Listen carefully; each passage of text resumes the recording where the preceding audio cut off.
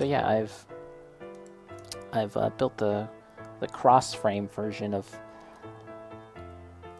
the Calibarn. I'm actually liking it a lot more. It's a subtle difference, but the fact that you have articulated arms now, elbows and knees, is a lot nicer, I think. It's not quite a master grade Barbatos. Master grade SD Barbatos, which I have somewhere. Let me get it. Let me get it so we can look at it for comparison's sake. And then we can actually look at a normal SD model too. We have a couple of SDs that we can look at before we wrap things up. And once again, I finished the SD Calibarn. I built it at first in the just normal configuration, which is a little stumpier and without any articulated limbs. And that was okay, but I really like this much more. And a little silly, but I didn't even realize that I could build this configuration. I thought that was something that I had to buy separately until I looked at the box more closely, and I was like, oh, it's in the box. All of that stuff is in the box. Yeah, and then there's the weapon here, the broom, which is cool, and the shield, which I have kind of broken up into pieces right now, but the shield can disassemble and kind of attach as extra pieces of armor. That's all cool, just like the normal model, the HG. Yeah, and it's nice. You like the squished version more? Yeah, I don't think I took pictures of it, so I might have to take pictures of both. That's what I mean. I'm kind of behind in all my like photography of my models, so I'll have to work on that over the next few days. This waist seems a little loose, as you can see. It's a little loose. I don't think it's going to impact the model all too much, but that's something you need to keep in mind. Instagram fans, yeah. And yeah, so here's all the extra parts for the model. Some of them are like the alternate limbs for the squished version, like this. This is just the leg, and if you want that truly SD proportion, this is what you'd use, and there's no articulation at that point for the knees. And then there's a bunch of extra stuff like this in the runner, which I kind of partially assembled. Maybe I'll do something with it at some point. But yeah, there's a couple of extra little bits.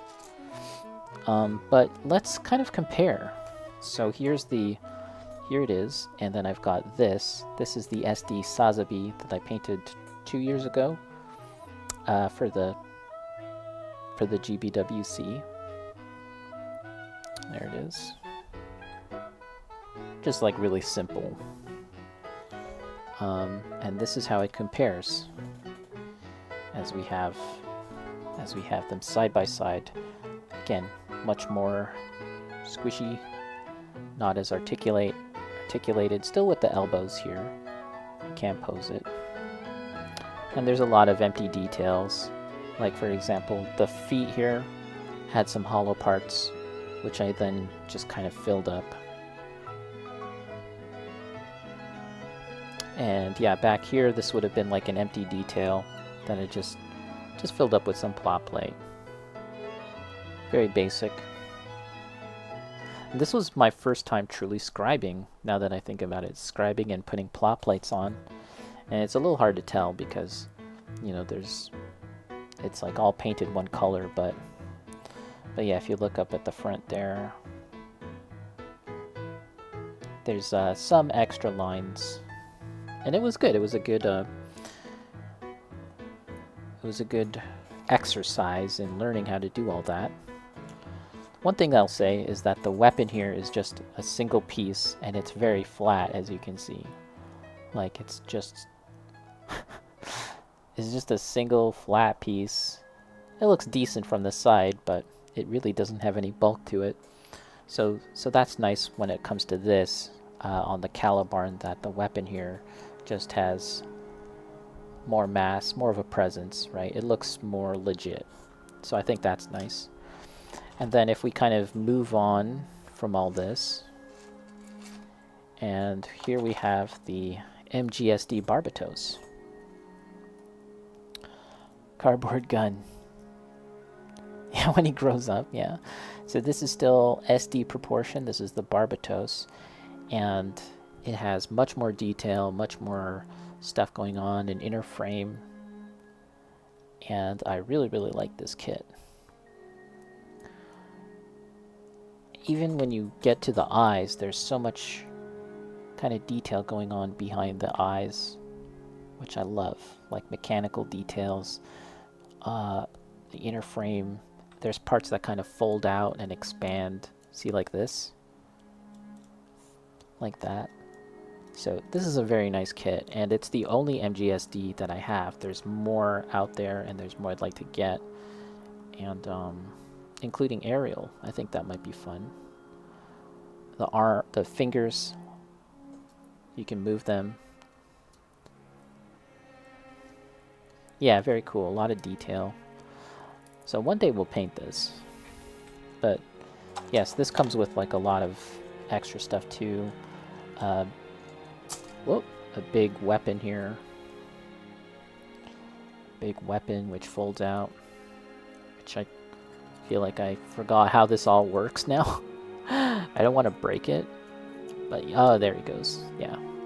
The smooth bore gun, I think that's what this is called. There you go. Really nice big chonky weapon. And then a big melee weapon too.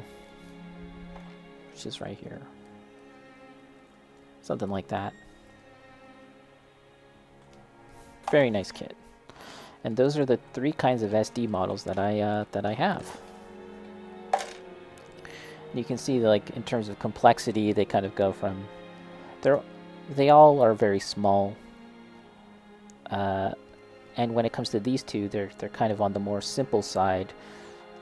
If you sort of compare them to an HG kit, this is a little closer to an HG, but still more simple, I would say. And this is much more simpler than that. Probably even more simple than an EG for that matter. But they're still nice. They're still nice, and they don't cost a lot. You're not going to break the bank. And they're a good opportunity to test things out if you're looking to experiment with building techniques, scribing, plot plating, or painting techniques, weathering, or wet blending, stuff like that, shading and highlighting. These are great models that you can kind of test that stuff out, and you're not going to risk